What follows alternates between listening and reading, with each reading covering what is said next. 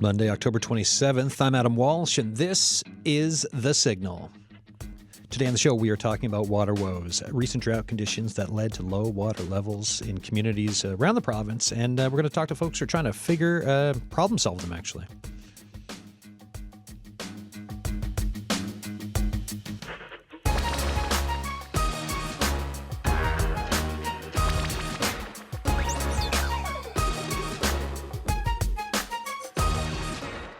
All right, folks, lots of voices on today's show. If you've got thoughts around water issues, if you're experiencing, whether it's your well or in your community, send me a note, thesignal@cbc.ca, or you can text us 709-327-8206. So earlier this month, the City of St. John's issued a statement asking residents to conserve water. The province saw drought conditions over the summer, 40 monitoring stations showing below normal levels, 10 recording all-time lows. Wells ran dry, around the province. Torbay issued an urgent plea for residents to conserve water in late September. We're going to hear more about that shortly. Other communities, Hughesbrook, Sunnyside, saw their taps run dry with hot, dry conditions. So that's the context that I think most of us kind of know or know a fair bit about. Here with me in studio, CBC meteorologist Ashley Brauweiler is here. Hi, how are you? Hello. Also, we have Torbay Mayor Craig Scott. Hello. Hey, good morning. Afternoon now. Well, and still morning in most parts of Labrador, so you're safe on both. Okay, good. And MNL's Alexis Foster is here, Director of Advocacy and Communications. How you doing? Pretty good. Good morning. All right, so these are the dance partners for in the studio. We will be making calls right across, across much of the island, anyways, to speak with folks about water issues through the show. But Ashley, I wanted to talk to you about weather. I gave a little bit of a spiel there, but gosh, summer through fall. Just tell us let's talk about weather for this year and what it's been like. Yeah, so the lack of rainfall clearly been the headline. Yeah. And the warm temperatures as well. Just taking a look at the drought monitor, I'm sure most people are very aware of this, but most of the Avalon under extreme drought, and that's short-term, long-term drought. So that's between 6 months to to about a year. And then most of eastern Newfoundland, if you're not under the extreme drought, severe drought, we're seeing that on the west coast of the island as well. And then the rest of the island pretty much under a moderate drought. So it's significant lack of rainfall. We've, again, been talking about that. You brought that up. 70% of what we would typically see from January is what we're at. Right. That's a very small amount of rain.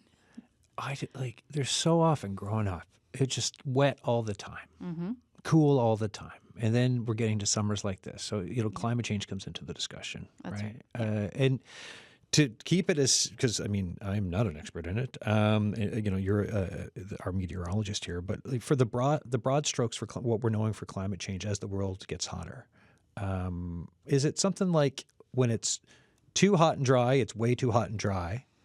And when it's too wet, it's way too wet, and everything in between is unpredictable. Yeah, well, pretty much.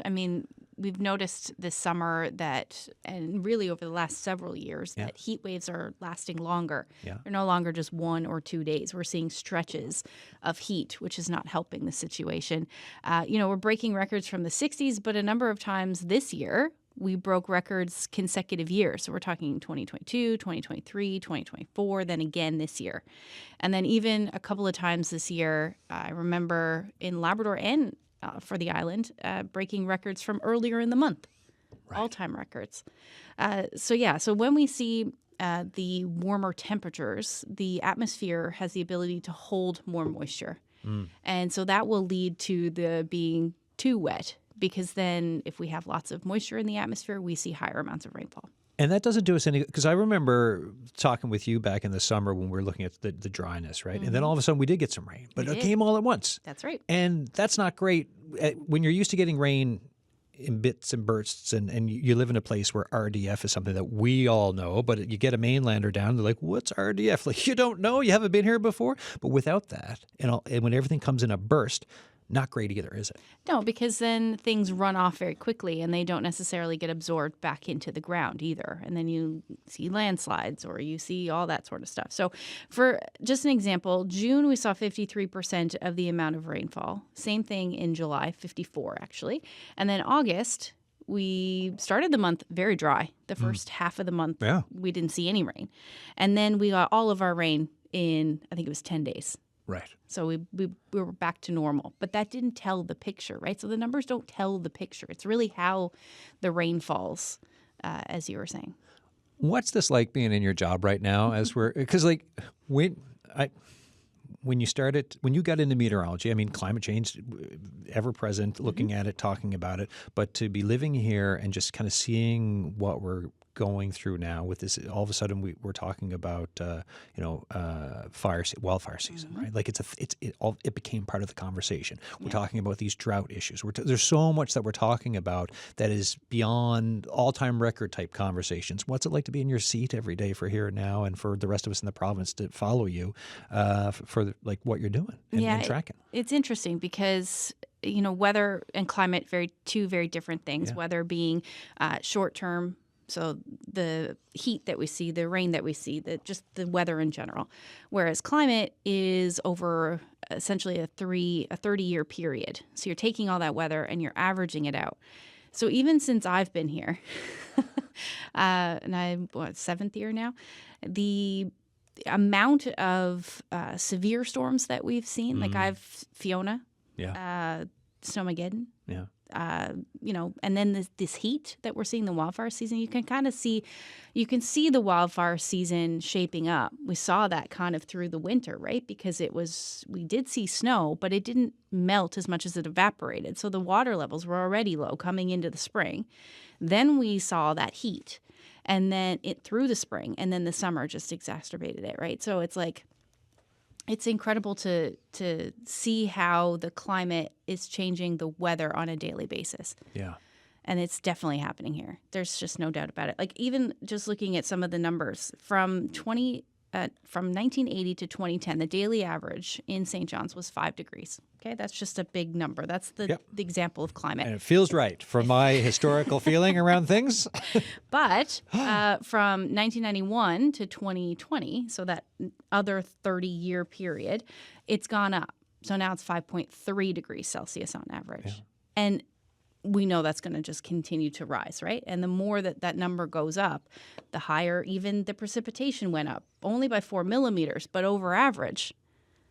Yeah, because it shifts us into more of a like the little extremes that were there before. Yeah. And correct me if I'm wrong, but the little extremes that were there before, when we take everything and shift it to the right for temperature, all of a sudden there's more space to the right-hand edge for more extremes. Exactly, and that's what we're seeing. Which is where we are. Yeah.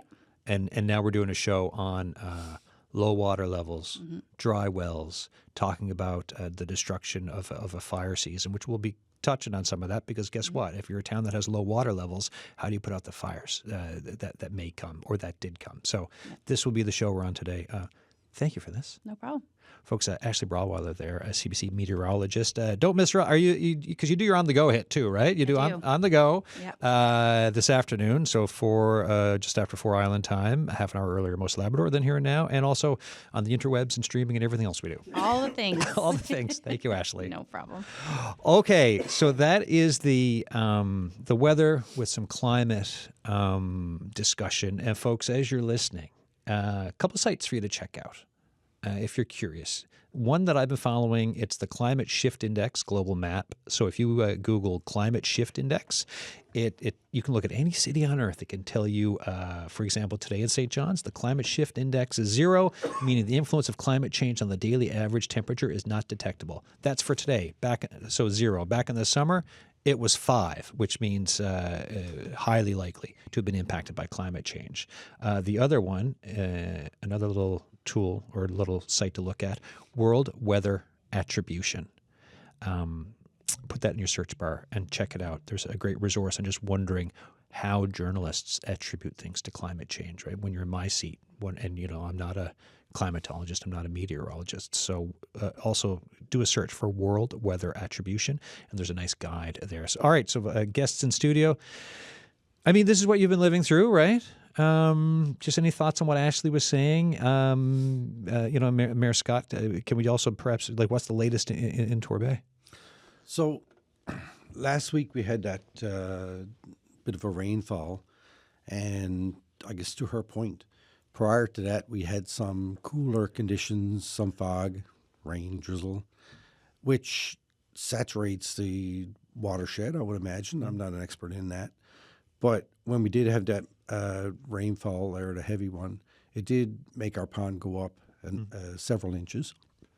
However, because you're always drawing down on it, you need more sustainable amount of water. So I think that from the spring, we never had a whole lot of snow last year, so we didn't get that typical spring runoff and melt. So we started off the summer lower than normal. So in June month, I think usually we're spilling over the dam, which means our reservoir is full. We never ever got to that point this year. So now, and I mean, anybody that's been paying attention to what's been going on over the last several months in the town of Torbay understand that our water supply is down over 8 feet, significant,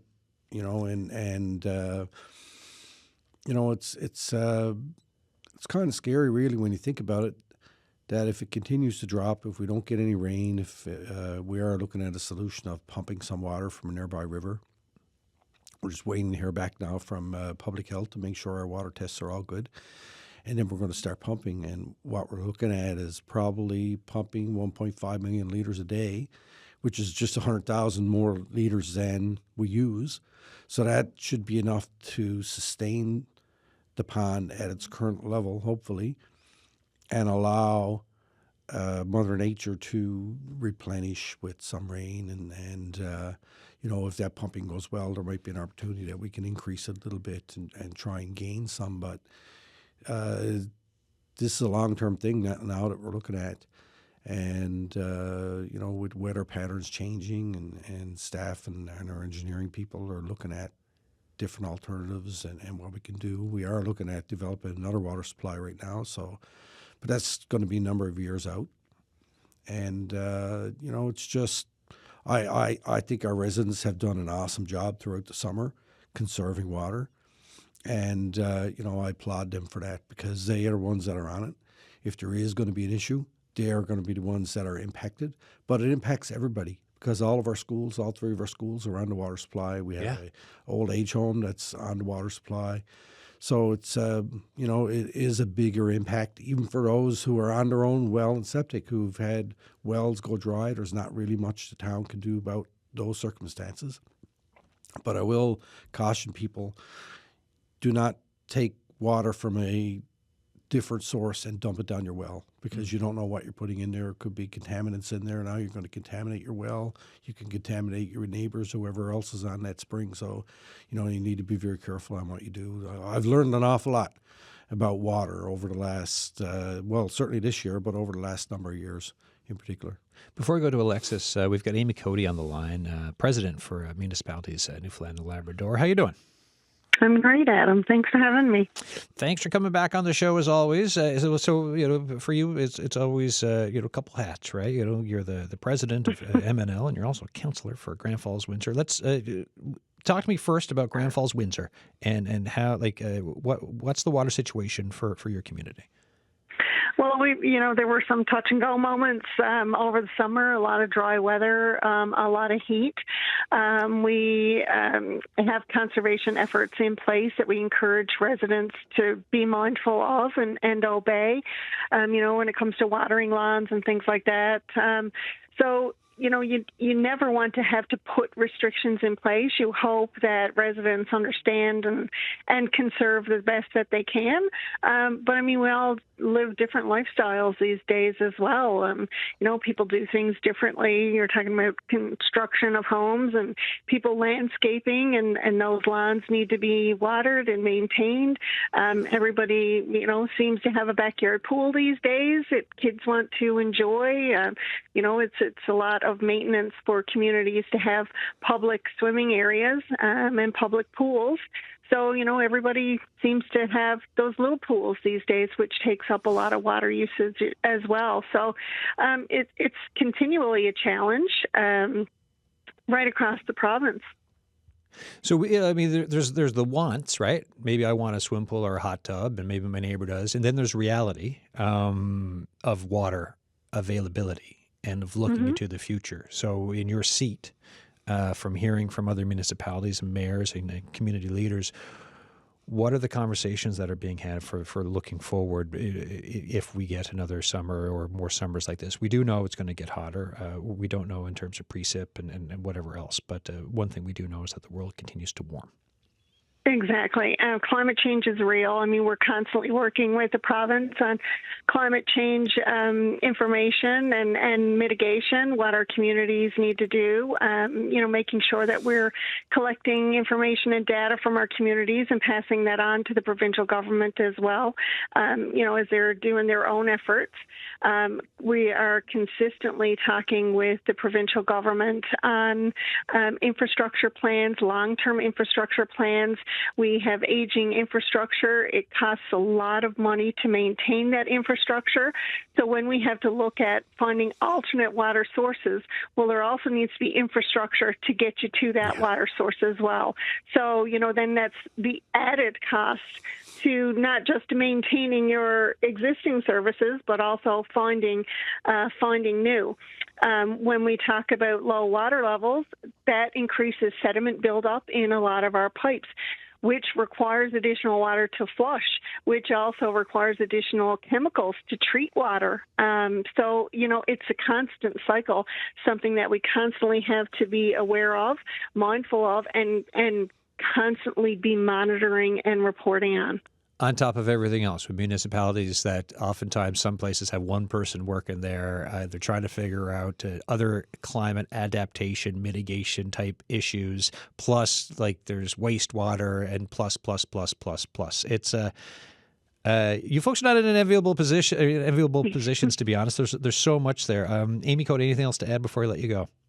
No, it's all about the data. M&L is great at collecting data. Our communities provide us with that data. We seek it out ourselves, and we pass it on. We just need to get ahead of it. We need that funding to come so we can mitigate these issues, repair existing issues, and move forward on a positive measure. Amy Coady, thank you as always. Thank you so much, Adam. Take care. You do. M&L President Amy Coady there, also councillor for Grand Falls, Windsor. I'm going to bring Alexis Foster into the conversation. A survey went around, right? Can you tell me a little bit about this? Yes, so we actually just sent out a survey not too long ago of our membership, just asking them what their key concerns were. And the number one item that came up, of course, was water. And so we do know that this is top of mind for many people, as you've mentioned, throughout the season. We've certainly seen numerous municipalities all across the province put out these water conservation orders. It's just something that everybody is very mindful of given the weather that we've had. Yeah, no, it's obviously top of mind for folks. I've got Mayor Fiona Humber on the line now from Millertown. Mayor Humber, how are you doing? I'm good. How are you? Good. I was looking at, I think it was from last week, from my colleagues at Newfoundland Morning, did an interview, Beothic Lake at 28 feet below normal. I'm just wondering if you can talk about, the water near your community, the water in your community, and your thoughts on what's been going on. Absolutely. Actually, we don't get our town water from the lake, so we're not doing too bad in town. But the lake, you can definitely see a huge difference in recent years, actually. The town used to be out on the lake before it was flooded, and in this area we call the sandbar. It normally comes out in the fall of the year. What we call the sandbar is out. But this year it came out in July, and it's been steady, getting lower and lower ever since. And it's basically a river just before Millertown here now. So what's the conversation of the community to have such a big body of water near your community and to see that change, and in recent years those changes? What's the conversation like in and around your community about that? Well, it's pretty interesting to see the town as it was back when it was built. And it's also eye-opening to see like what a difference in the climate change, because for most people, they have never ever seen it this low. It's probably been, I don't know if it's been this low since the dam has been flooded in 1927. So it just goes to show how much the climate is affecting this whole area in Central. Now, like you said, I know my notes on it. Your water supply is okay because it's from a different source, anyways. But what is the reality of your water supply for your community, and does looking at the lake give you any pause for thought around the reality of water issues? Yeah, well, our water supply right now is not too bad. I mean, it's lower than normal, but we're not in bad shape. I mean, we have a fairly small town of only 80 residents, so we don't go through a big lot of water unless there's a breakage or something in the line. Then we're not doing too bad on that front right now. No. Any other thoughts for your colleagues across, for municipal leaders across the province, and just for where things are with water in this province, and like you said, looking at something like the lessons that what you're noticing from Beothuk Lake and other water sources?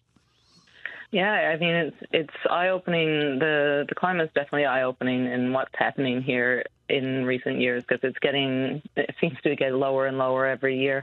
It's going to take quite a bit of precipitation to build these reservoirs back up, because this lake has multiple reservoirs that also feed into it. So it's eye-opening, and we're fingers crossed hoping for snow this winter to get everything back to normal. Mayor Humber, thank you so much for your time. I appreciate you taking our call.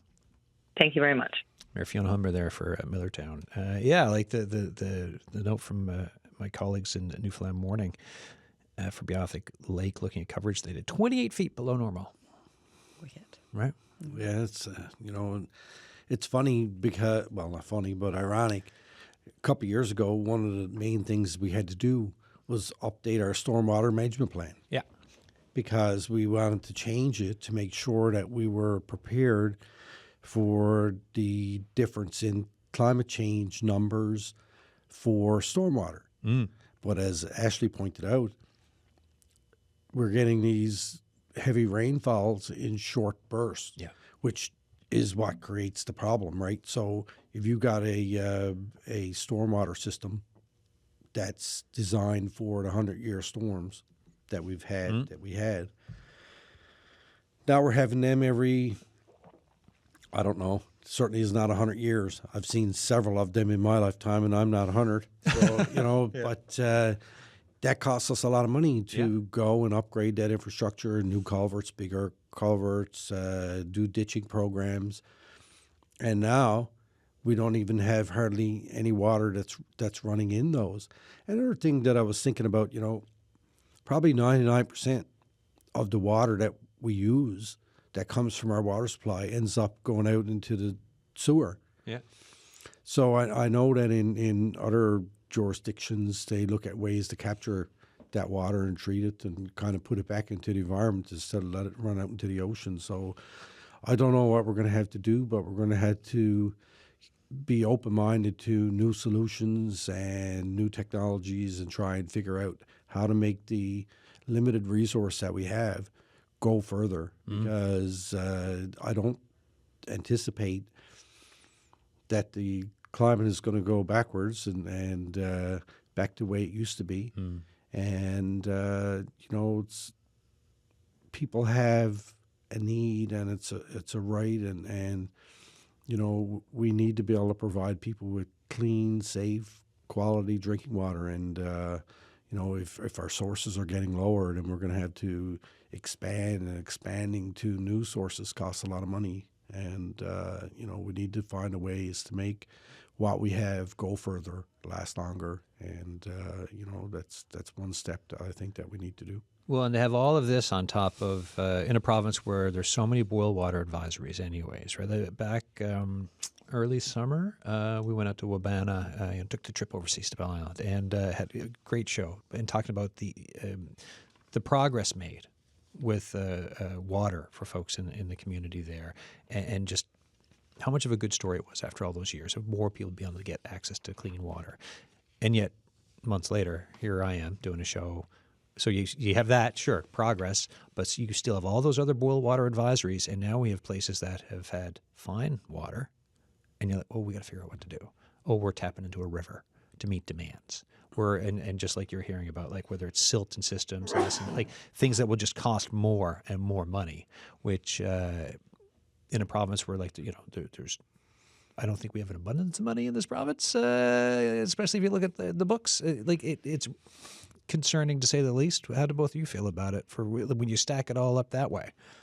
Yeah, well, we know that the funding model right now does not work, and we have municipalities who have a lot of infrastructure that they need to invest in. So how are they going to do that? So we definitely need to ensure that there is more funding available for our municipalities to undertake these projects. As you spoke about the boil water advisories, there are some municipalities in our province who have been under those boil water advisories for over 25 years. Like that, there's a significant issue there. So we do need to ensure that our communities have the resources available to them to ensure that the residents get clean, safe drinking water. We've got Mayor Roy Drake on the line from Harbour, Breton. Mayor Drake, how you doing? I'm doing good. How are you? Good, sir. Tell us about the water situation in your community. Well, currently we're also on a water ban, I guess we can call it, to conserve water. We're asking residents, and we're doing pretty well with it. Our water system consists of the main pond has a gallery, and then we have a backup pond.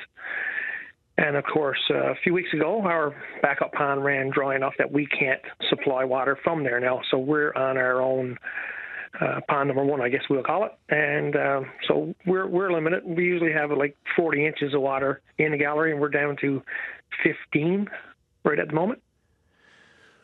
So what are the impacts and concerns that is causing? So the impacts, well, of course, we have 1,400 residents in Harbour, Breton, and we have a salmon processing facility. We're fortunate, I guess, and unfortunate for some respect. The plant was producing a lot of salmon. They use a lot of fresh water to make ice and stuff.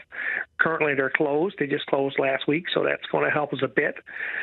Firefighting is a big concern. I've been on the fire department for 21 years, and we all have the concern of, do we have enough water? And most recently, within the last 2 weeks, we are delaying the opening of our arena because we don't feel confident enough that we have enough water to make ice for the ice surface, which is sad, actually. When I talked to you, when I was lining you up for the show last week, and like the firefighting bit, big concern. I knew, I've come to expect certain things when you're having conversations. You know what to expect, right? I'm like, okay, there's the firefighting bit, there's the business bit.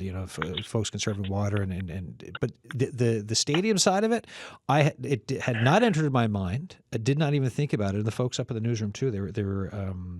It's just one of those things you don't always realize, I think, until you're in a situation what the impacts can be. And it's like, yeah, we need water to make ice and to run a stadium, and so if we don't have it, we can't do it. What's the response been from the community from this? Most people, understand. We're a small town, and we don't have engineers on staff. We don't have Yeah. We're good in the sense that we have.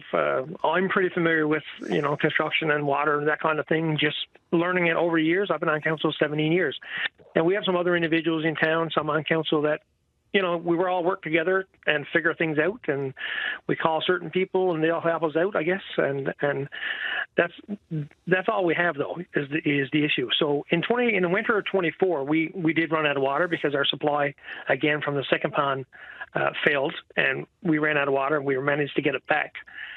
So we asked the government back then, and we put in a request to have a study done. There's one other pond that we can source, but of course, that's going to take a few years. The request is supposed to be out this week for proposals, so hopefully it'll move faster than it normally would. So we've been fortunate enough that we've been able to tap into the third pond just to keep a consistent supply, to keep it at, we'll say, that 15 inches of water. But we don't feel confident enough that we can use the water to do the ice, or someone has to answer that for us. And I guess we're going to try to figure that out this week if we can. All right, so you're trying to figure some stuff out this week. Any outstanding firefighting concerns? What, like the look ahead for firefighting for your community? No, I mean, we always have the option when it comes to firefighting, to draw water from nearby sources, whether it be the harbour. I mean, most of the community is surrounded by the harbour, and if not, there are some ponds. But we can't use ponds to make ice at the arena, because I think you'll end up with brown ice. You know what I mean? Yeah. So that's one of the reasons we can't do that, because that question has come up from residents, and it's unfortunate. We have usually in November 11th, like that weekend around that, we have a memorial tournament for an individual from the community that passed a few years ago, and this would have been year number 5, and we've had to postpone that. And we get people from all over the island and all over the country actually to attend that. So. Right. It's sad, but reality sets in, and we try to do the best we can with what we have. Mayor Drake, anything else before I let you go? Just the outlook of your thoughts around your community's water issues and what needs to happen to try to get some solutions in here or adaptation. Yeah, so I've lived there most of my life, and we've never had water. We're like St. John's. We always have fog and rain in the summer. But this year was totally different. Yesterday was absolutely beautiful. Today is beautiful and windy, and so there's no precipitation. We had about 25 or 30 millimeters on Saturday, but that doesn't cut it, right? So hopefully the study will get done quicker, and government will come in with the engineers, and we can get some plans made to source the third pond and even fill back up the second pond, hopefully. So we'll get back on track here. Mayor Roy Drake, thank you so much for your time. Thanks. Roy Drake there, Mayor of Harbour. Breton, so delay in opening the ice rink there because of the water issues. Mayor Scott, just any thoughts on what you're just hearing there? Yeah, when you think about that and what Roy is doing out there with the limited resources he has, it's kind of amazing, really, when you think about it. Like we use our engineering consultant we have to help us figure out what to do with the calculations and everything, and it's we're fortunate that way that we have those resources. And I can tell you something else. I've received a lot of emails and input from people in our town. It's amazing how you find out how many professionals that you have that live in your town that are engineers, that they're hydrologists, and they have important information, and they relay it to me, and then I relay it to our staff, and they use it and bounce it off the engineers and see, is this something that we can do? So it's I always say to residents, the 7 people sitting around the council table don't have all the answers all the time. No. And, if you have some input or some feedback that you want to give us, go ahead and give it. And then we'll pass it up the line and see where it goes. And you never know what good ideas that you're going to get. The more I speak with smaller community mayors, councillors, the more I'm realizing how much they do that is beyond the scope of anything I think you would ever imagine a mayor doing. From the engineering stuff that Mayor Drake just mentioned, it's you get a real education, I think, and folks are sleeves rolled up sometimes because a water main breaks and you name it.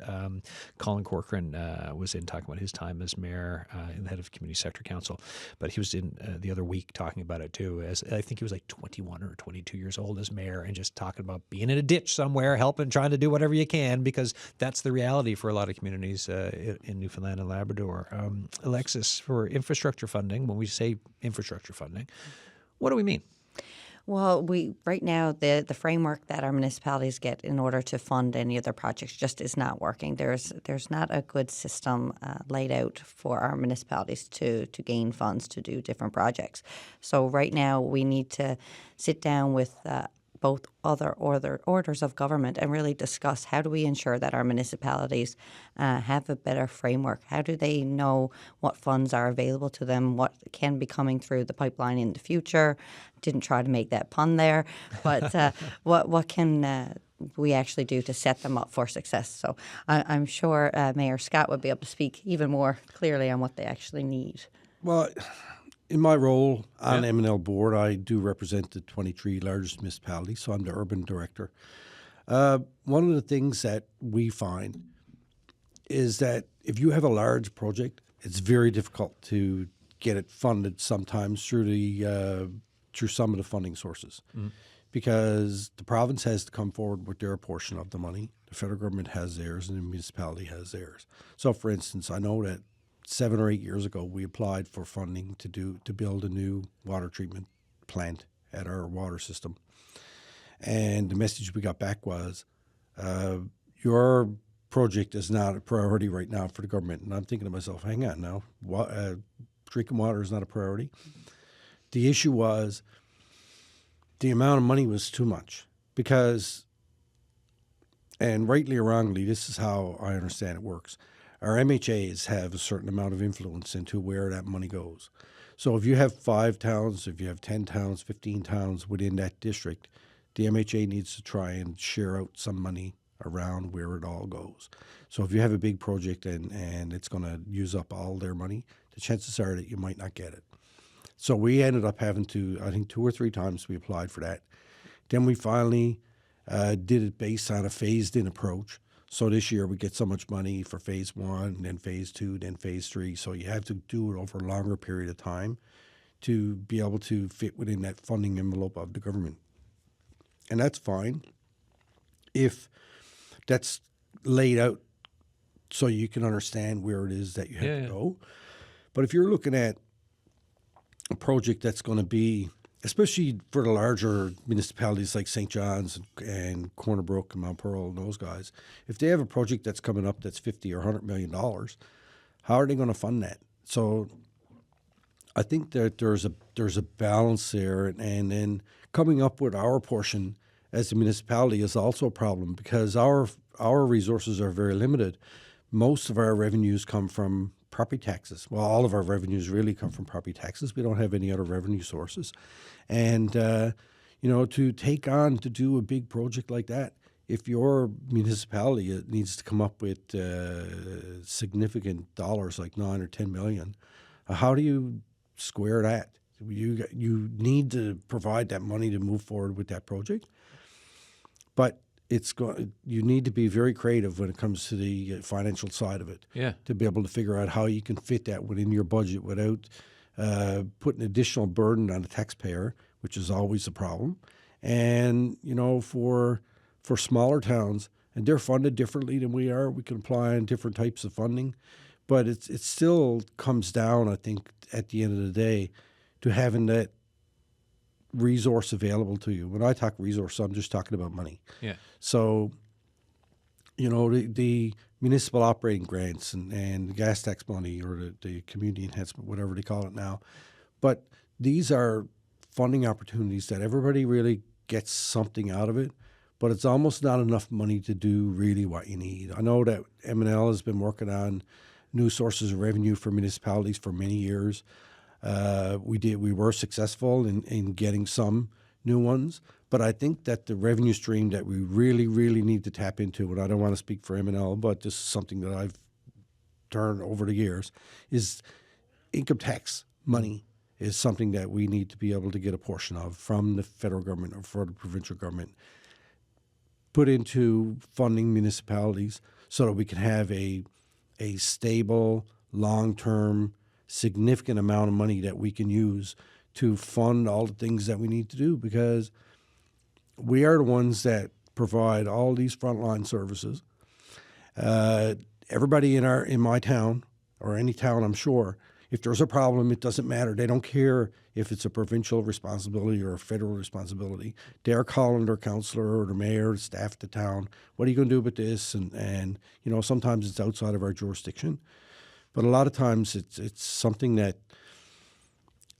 crosses over into what we do, but we don't really have the resources to be able to do that. And I think that as we go forward, the federal government and the province want us to increase housing. They want us to build more houses. They want us to put in more infrastructure to do all that to support what they want to do. Yeah. But they had to be able to give us the money to do that too. Like, they can't just say, here it is, we want you to build 100 new homes. We have federal housing accelerator money, $2.1 million. We had to build 113 units. But where are we going to get that resource to be able to move that forward and to build the additional infrastructure that we might need to be able to move that? And I think that the feds and the province need to come forward with additional sources of revenues to do that stuff. Yeah, and we're building a bunch of extra homes, which are needed, right? Housing crisis, but also we need water, Right. and that's a conversation which we're having. But it really, I think, shows some of the complexities around promises. For sure. And playing off that a little bit as well, as Mayor Scott mentioned, when we speak about having a portion of that, we're not talking about raising anything. We're talking about redistributing a little bit of that income tax. Right now, municipalities get between 8 to 12 cents of every dollar in income tax. But yet they provide over 60% of the infrastructure. So this is really about redistributing. We're not saying about increasing anybody's income tax, sure, but we just want to make sure that that's completely clear. But we do need to ensure that, as Mayor Scott said, that our municipalities do have those resources to be able to fund all of these projects. Yeah, at a time when the Prime Minister talks about building Canada, right? When there's a new provincial government that's coming in and talking as well a lot about building. These are the extra detail bits. I think this is a very important conversation around that. And that point that Alexis just made is the very reason why when mayors and board members like me go on here and speak about stuff, to have somebody there to make sure that I'm saying what inside the lines that I'm doing. She knows. This is why I invited Alexis. I knew you were coming on. I was like, we've got Councillor Chris Dyke on the line from Rencounter East. How you doing? I'm doing fine. How are you? Good. How's the weather in Rencounter East today? A real nice, lovely fall day. Sunshine, a little bit of wind. Lovely. There you go. Tell us about the water situation. I heard some wells are dry. It's not as desperate as it was earlier in the summer. The summer was really bad because there was a good many people went dry, and there's a local resident, or he was a former resident. He recently built a house there, and he had to basically take it on his own dollar and run a hose to a pond just up back of the community, and he supplies 6 households. He was good enough. He shared his resources with everybody and supplied 6 households, and is getting them through the rough times anyway. So getting through the rough times. So for the community, what's the talk about what you've been through and looking at the future of water? Well, everyone around there got their own private wells. Yep. We get no community water. We get sewer, but we don't have no water. And because we checked into it a few years ago, and it would basically cost the community cost share with the government around. Don't quote me on this, but for between $40,000 and $50,000 a year, that'd be our percentage to pay every year. And small community, a little over 100 people, there's no way in the world we could increase the income enough to cover them expenses. Mm. So everybody basically takes on their own and tries to look after themselves when it comes to water. Does what happened this summer with wells going dry, and I know you mentioned the fix and the help with 6 households there from someone kind of stepping up, but for you as a councillor, when you're thinking about Rencounter East and if another summer comes like this one, what do you think about that? I don't know. It's been a struggle for a lot of people. I say close to half the households there experienced some kind of shortage, or they really had to conserve their water over the summer because we had such a long time with no rain that it was a real struggle for a lot of people. And you're only basically hand-dug wells, and if they're down 20 feet, as much they are, and it's hard to keep the supply going enough to keep the household running. When it comes to talking about whether it's climate change and just the fact of a summer of just different type of weather, like was it when you were growing up? Was this something you thought would happen to see what you're seeing now, summertime? No, not to the extremes it is, because even in the wintertime now we don't get no snowfall, and which when the spring starts off, we're already at a decrease than what we normally would because there's no snowfall amount to melt or anything, and summer seems like they're getting a little hotter, and seems like it's prolonging a little, always longer than it used to be. Yeah, no, exactly. It seems like the entire Atlantic province is all over experienced a big major water shortage this year. Yeah, 100%, Councillor. Councillor Dyke, I just want to say thanks for taking the call. We wanted to do a little check-in because we heard about the well situation. We also heard about the person stepping up with the fix there for folks. And I appreciate you taking time. Yeah, and like I said, because a lot of people were looking around to get artesian wells dug right there, but our location and getting someone come in to do it is big logistic nightmare, because not many people wants to go through the hassle of getting a piece of equipment in there, or to get to deal with a barge or a boat to get it in there. So we basically got to try to take the battle on ourselves for the most part. All right, sir. Well, good luck with it, and feel free to stay in touch, and we'll check back in as well. Okay, thank you. Thank you.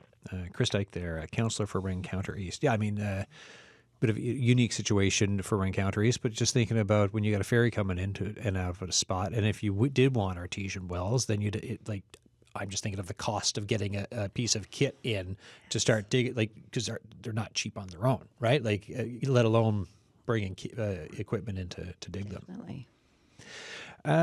Mayor Scott, I wanted to ask you too. Earlier in the show, we talked about with Mayor Drake and Harbour Breton. He mentioned being a firefighter, and he talked about we've got sources, we've got saltwater sources for ponds and stuff too. Through the summer with Torbay, with the wildfires going, what was the conversation around water for your community with response to fire, or what were the conversations? Well, our fire department was out they were out to the Holyrood fire. Oh, yeah. They were in CBS. They were out in CPN helping. And we did have a discussion with the chief and with our staff at the town to make sure that if we did have to fight any fires, that we identified some places in the town, other ponds that are not our water supply, where the fire department could draw down on instead of the hydrants, because any extended amount of drawdown on the hydrants probably would have put us in a really difficult, I guess would be it would be an understatement, but the amount of water that you would draw down if you were over the course of a couple of days fighting a fire, I'd say would have been catastrophic to the water supply. Right. So they were aware of that. We talked about it, and even Flat Rock, who partner with us in our fire department. So our fire department services Torbay and Flat Rock, and to identify places down there where we could draw water to. We didn't need to go to the ocean to draw it. We had significant amount of spots where we could go in the town to draw down on our ponds, but it's something that you needed to think about. And I know that we dragged out our emergency plan a couple of months ago just to have a look when we first started with these bans, and wondering what we would need to do if we got to a circumstance where the water supply stopped supplying water. We have a seniors home in Torbay with 100 residents in it that are on the water supply. What are they going to do?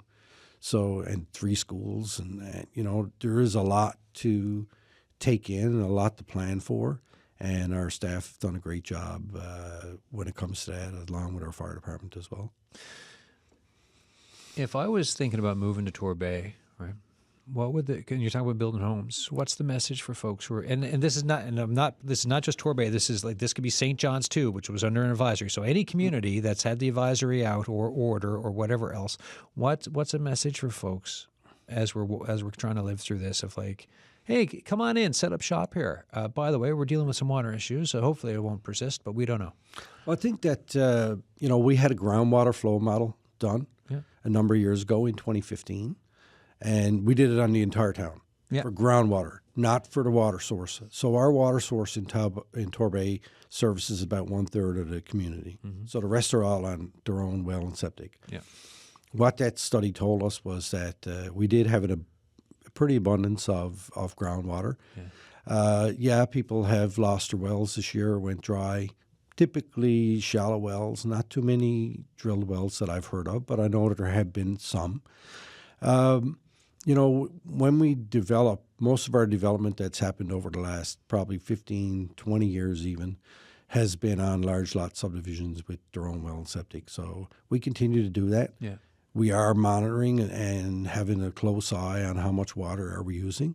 And, we need to make sure that if we are approving additional bills, that we're not going to be depleting our groundwater supply. So every new development has to do a water study and pump and flow statistics and all those things that we in the town can control to make sure that we're developing responsibly. Right. And that's important.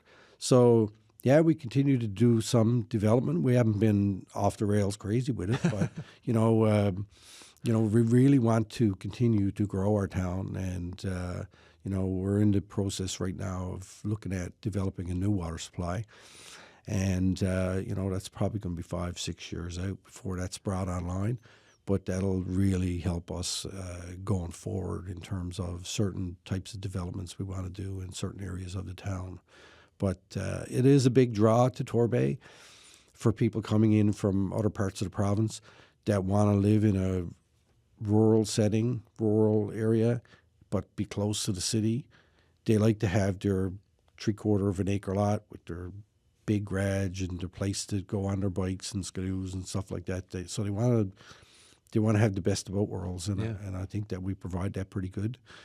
So, we're still open for business. That's the thing. But, we are cautious of what it is that we want to do. What I appreciate with the conversation, it's for both of you here, it's laying out these details that we don't always get to hear about, right? It's like, well, how does that work when it comes to development? What are you thinking when it comes to town? If it is a new development, what needs to be considered? And then all of that, I think, builds a picture of the steps needed, and then also like looking down the road. It's like, yeah, it might be 5 years down the road, but it's far away. But 5 years can also go in a flash, right? Right. Which is also part of it. And as long as folks are looking at it, I think it can also be really comforting for people to know that, hey, the mayor of Torbay, that crowd, they're on top of it. They're looking at it. They're talking about it, right? M&L, they're advocating for a change to funding, and they're trying to figure out what municipalities need in this time of climate change, building Canada, and everything else that we're going through.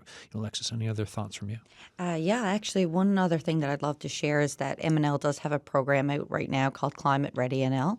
It is focused on smaller municipalities. It's funded by the Green Municipal Fund through the Federation of Canadian Municipalities, and it really helps our municipalities prepare for the effects of climate change. So they'll do some asset management. You look through, you'll see what you have for your water sources, maybe where you would be vulnerable. So there are 2 streams to this program, and they're actually going to Dover tomorrow and then to Hare Bay on Wednesday. And they'll sit down with their maps of these communities, and they encourage people to come in, and you can highlight areas that may be at risk. You might have seen fires in specific areas. There might have been low water. It might have been a culvert washed out. And it would actually give you some tools for going forward.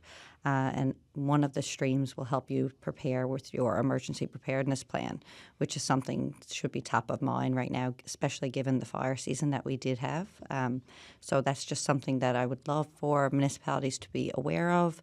Feel free to reach out to M&L. We would love to bring you into this program and help support you. So when you're mayor of Torbay and you're done on CBC for your lunchtime radio, what comes next? What do you do for the rest of your afternoon? I got to go back to work. The one thing that I would like to add to what Alexis said, it's and to your point. So when we're planning as a town, any municipality really, it's so important that you have a town plan. Yeah. And ours in the midst now of getting updated, and it's these things look out to 20 years, 25 years down the road, because a lot of people, on councils, and we're worried about the immediate, the now, right? Everybody's worried about the now, but you also need to worry about the 25, 30 years down the road where you're going to go. Make sure you don't deplete all of your green space, make sure you're protecting your wetlands and these things that are actually going to help your town survive in the long run. So that's important. Yeah, and it and like you said, updating it, right? Because as we learn more with climate change, things need to be conversations we never thought we'd have before. We're having them now, and we will continue to have them. So thank you both for spending the lunch hour with me. I appreciate it. Thank you. Thanks. Thank you. All right, everyone, as you're listening to this, if you have thoughts around water supply, water issues, if you're living with a water issue, get in touch with us, thesignal@cbc.ca. You can also call the Signal line and leave a message, 709-576-5260. Looking ahead for the week, 4 shows for today. Well, today's show is done. Tomorrow we are talking leadership, innovation, and connection. An upcoming event is trying to challenge outdated models of leadership and replace them with something bolder, more honest, more human. You're going to find out all about what that is about tomorrow on the show. Also looking a little bit later in the week for Wednesday, we've got a show about ADHD after the diagnosis, what needs to happen. And we're sticking with municipal issues for Thursday. We've got what I'm calling the Gen Z panel coming on, the youngest municipal councillors and leaders to be elected across the province in the round of municipal elections that we just had. You'll hear why they wanted to get involved and how it's going out of the gate. Thanks for listening, folks. We'll catch you tomorrow.